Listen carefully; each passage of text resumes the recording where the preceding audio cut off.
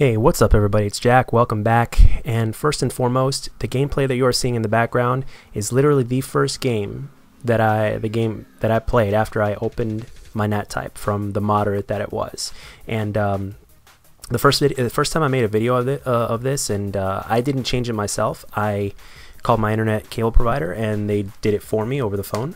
But this time, because my NAT type had changed somehow after a couple of days, this time the gentleman that I was talking to over the phone was happily walking me through the process of how to do this myself.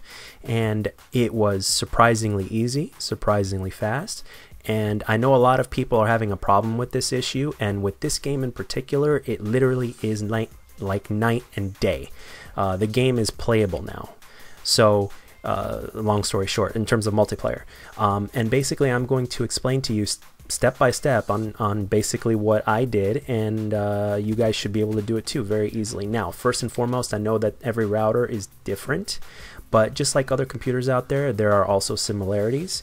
So I am going to explain to you what I did, and hopefully this helps you out, and hopefully you'll be able to open your NAT type within a minute after receiving this information. It's going to take a couple minutes for me to explain to you how to do it, but I'm going to explain to you how to do it step by step. So without further ado, let's get into this.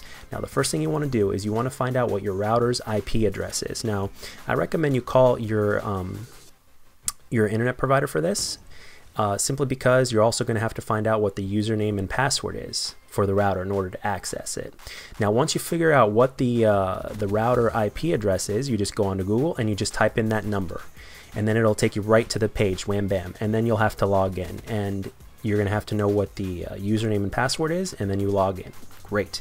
Now that you're logged in, the next thing you want to do is you want to find the gateway button. There's a gateway button. Basically, you've got, you know, modem, tools, logout, wireless, firewall, that kind of thing. You want to find the gateway button. Click on that. Once you do that, you also have another on the side of the page. You'll have some advanced gateway setups, basic gateway setups. So under advanced, basically you're going to want to go to port forwarding, and you want to click on port forwarding. Now, once you're at port forwarding, it'll have this box, and it'll have like 10 rows, you know, listed from top to bottom, and then you'll have a row basically that shows you the local IP, the start port, the end port for the internal, the start port, the end port for the external, and then you got your protocol, and then you have your little box that says whether it's enabled or not. And this goes from left to right, and there's like up to 10 rows basically, and you'll have numbers there. That's fine. But you want to look for the number 3075. Now, if you'll find it, if it's there, first of all, you want to make sure from left to right, you want to make sure that on the left-hand side that you have your Xbox IP address, your Xbox One. Now, I'm under the Xbox One. If you have a PlayStation 4, you need to figure out how to get there. It's probably under advanced settings like it is for the Xbox One. And you want to go into network and advanced settings, network, and then you'll find out what the Xbox One's IP address is. This is different from the router's IP address. And you want to make sure that where the 3075 numbers are that are across from left to right, you want to make sure in that same row that your Xbox IP address is enabled and the numbers are correct. And you also want to make sure that it's checked off, so that way it's basically enabled. Now, if you don't have 3075 in one of the numbers for that row, if you don't see 3075 anywhere, you might see 3074 or whatnot. You might see all sorts of different numbers, but you don't see a row with 3075 across. Well, there should be a row that's pretty much blank except for the IP. But even the last number for the IP is going to be like, the last number is going to be 0, and you might have to change it to what your Xbox or PlayStation IP number is.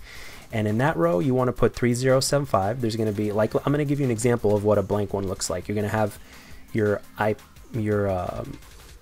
local IP on the left, and then you'll have 4 blank zeros, and then you'll have basically a box that hasn't been checked off yet for where the enabled is, and then the protocol, just leave it as both. So basically, if you don't have 3075 anywhere, you just want to fill in the numbers for start port, end port, start port, and end port for both internal and external. You want to fill those blank spots in with 3075, and you want to make sure that the local IP on the left in that same row is basically the same as your console's IP. And then after that, you want to enable it by checking off the box in that row. And then once you do that, all you have to do is hit apply, and wham bam, you are done. And you can go right into the game and see if it changed your NAT type, which it should, because that's exactly what I did. And there you go. And basically all you have to do is you don't even have to reset your router. You don't have to reset your router, you don't have to reset your console. It just works wham bam just like that. And it really is that simple. I just learned how to do it myself, and you know, I can do it whenever I want. If my NAT type ends up changing again, I'll just do it again. And one question you guys might have is why the number is 3075. Well, if you go under the in the multiplayer settings, and then where it says network, I mean, sometimes you'll have a little box on the top left hand corner that'll say network. You just hit X, or I think it's square for PlayStation. What you want to do, and then it'll show you, once you go on to NAT type and you highlight it, it'll explain that the game tried to use 3075 to open up your NAT type, but it couldn't. And it said one of the options you can do is port forward it, and which is exactly what we did here, which is exactly what I did here and what I'm explaining to you and what I just explained to you. So basically you just, long story short, you just need to enable 3075, and you want to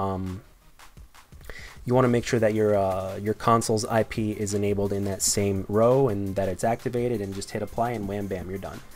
So that is pretty much it. I really hope this helped you guys out. I hope it made your experience that much better, because it sure as hell did for me.